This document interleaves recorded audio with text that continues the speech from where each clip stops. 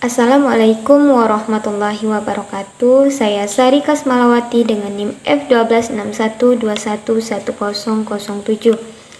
Baiklah teman-teman, pada kesempatan kali ini kita akan melanjutkan bab pembelajaran kita, yaitu masuk ke bab 4.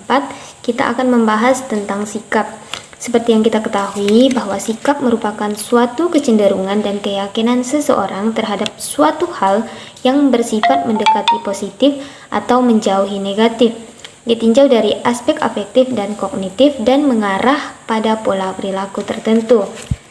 Baiklah, selanjutnya di sini menurut Fishbein dan Adzén 1975 dikatakan bahwa sikap adalah organisasi yang relatif menetap dari perasaan-perasaan, keyakinan-keyakinan dan kecenderungan perilaku terhadap orang lain, kelompok, ide-ide atau objek-objek tertentu.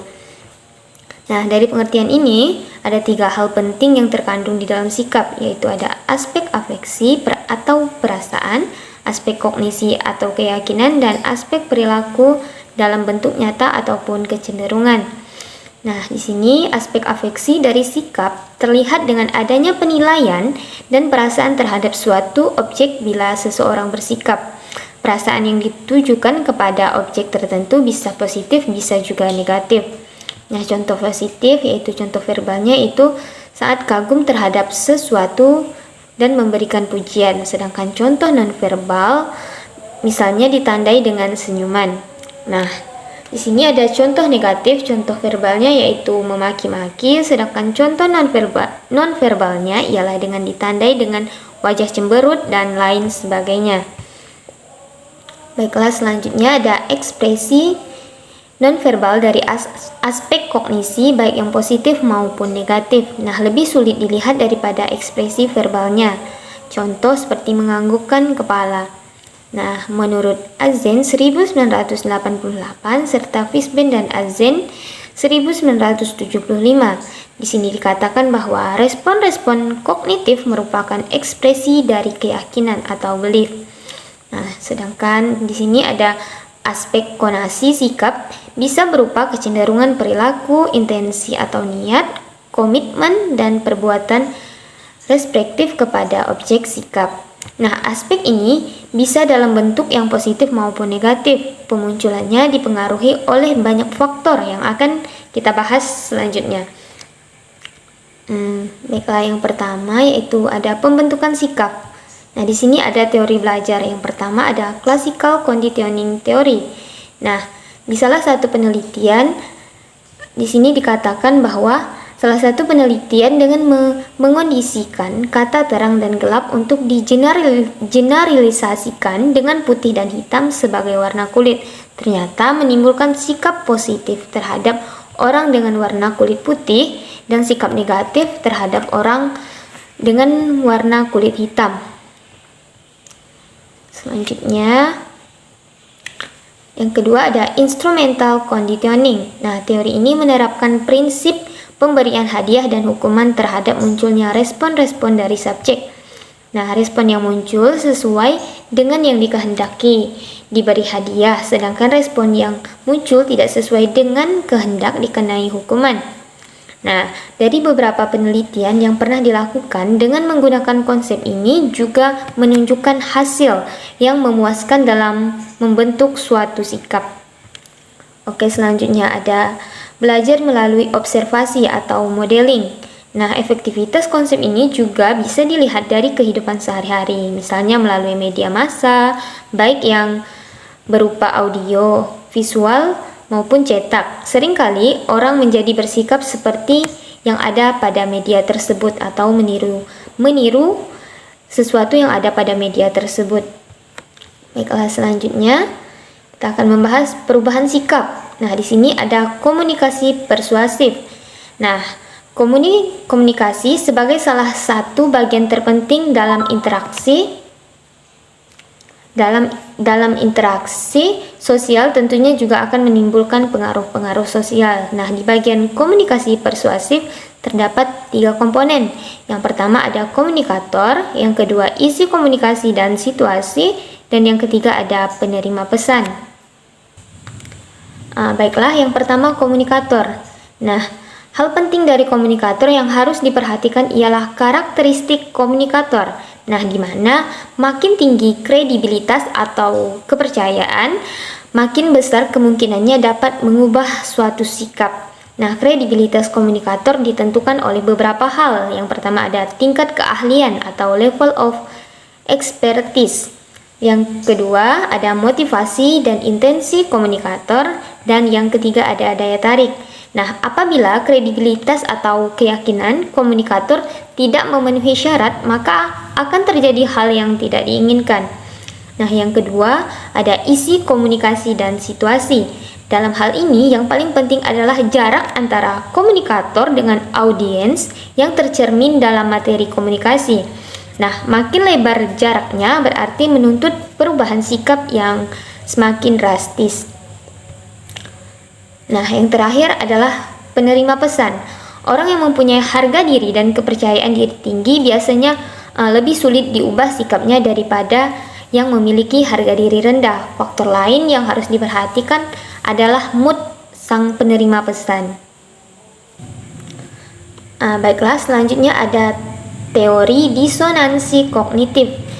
Asumsi dasar dari teori ini menunjuk pada anggapan bahwa orang pada umumnya tidak menyukai keadaan inkonsistensi, artinya tidak konsistensi, atau lebih lanjut keadaan ini menyebabkan adanya disonansi, yaitu inkonsistensi antar sikap-sikap yang ada maupun antara sikap dan perilaku. Nah, besar kecilnya kondisi disonan tergantung pada jumlah elemen yang terlibat di dalam keadaan inkonsistensi dan arti penting elemen tersebut bagi seseorang. Nah, disonan biasanya dirasakan sangat tidak menyenangkan atau tidak mengenakan, sehingga orang yang mengalaminya berusaha untuk mengurangi atau menghilangkannya.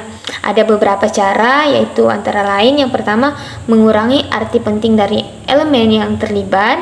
Yang kedua ada menambah elemen konsonan.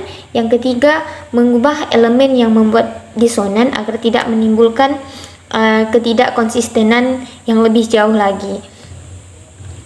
Oke, selanjutnya ada congruity teori. Nah, teori ini berlaku bila ada pernyataan dari sumber tentang suatu objek.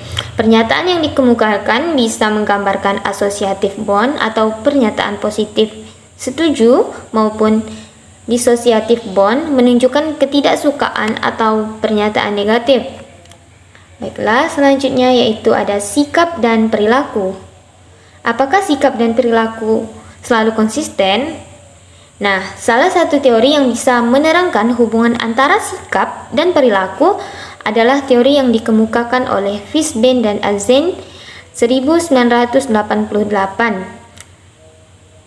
dan Fishbein dan Azen 1975. Nah, menurut mereka antara sikap dan perbuatan terdapat satu faktor psikologis.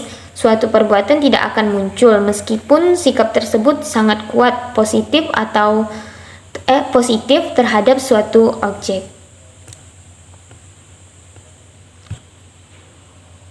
Nah, di sini ada faktor-faktor yang mempengaruhi hubungan antara sikap dengan niat bisa berasal dari dalam orang itu sendiri maupun dari luar.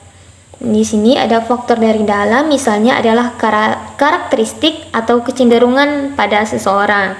Nah, yang kedua ada faktor dari luar yang menghambat konsistensi, ialah tekanan sosial. Nah, misalnya seperti apa? Misalnya orang yang sudah berniat menonton sebuah film bisa menjadi gagal karena banyak faktor dari luar diri tersebut. Misalnya kan karena terjadi hujan lebat sedangkan ia tidak mempunyai kendaraan atau uang untuk membayar taksi. Di sini ada menurut Worcel dan Cooper 1983 akhirnya menyimpulkan bahwa sikap dan perilaku bisa konsisten apabila ada kondisi seperti di bawah ini. Baiklah, di sini ada 4, yaitu yang pertama spesifikasi sikap dan perilaku, yang kedua ada spesifikasi sikap dan perilaku, yang ketiga ada ada tekanan normatif, dan keempat pengalaman. Baiklah, di sini ada pengukuran sikap. Yang pertama ada observasi. Nah, Sikap berhubungan baik secara langsung maupun tidak langsung dengan perilaku. Maka mengukur sikap juga bisa dengan melalui observasi atau pengamatan. Nah, meskipun dengan pengamatan bisa dilakukan pengukuran sikap, tetapi metode ini tidak memiliki akurasi yang tinggi. Tidak jarang pula hasil pengamatan tersebut bias atau masih dipenuhi dengan prasangka. Nah, di bagian observasi ada self-report. Nah, self-report ini merupakan metode yang digunakan untuk menggali responden tentang perasaan mereka, sikap, keyakinan, dan sebagainya. Contoh self-report sendiri seperti adanya kuesioner dan wawancara. Nah, di sini ada beberapa bentuk yang dikembangkan dari teknik ini, yang masing-masing memiliki keunggulan dan kekurangan sendiri-sendiri. Yang pertama ada self-rating scale, yang kedua ada skala Likert, dan yang terakhir ada bedaan semantik atau semantik diferensial.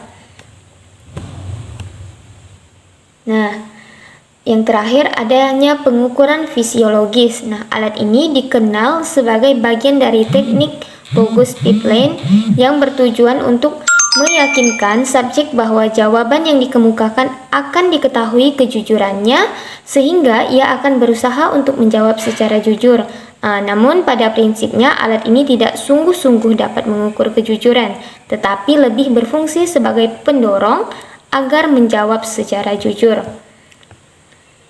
Nah, mungkin sekian pemaparan materi dari saya. Terima kasih. Saya akhiri. Wassalamualaikum warahmatullahi wabarakatuh.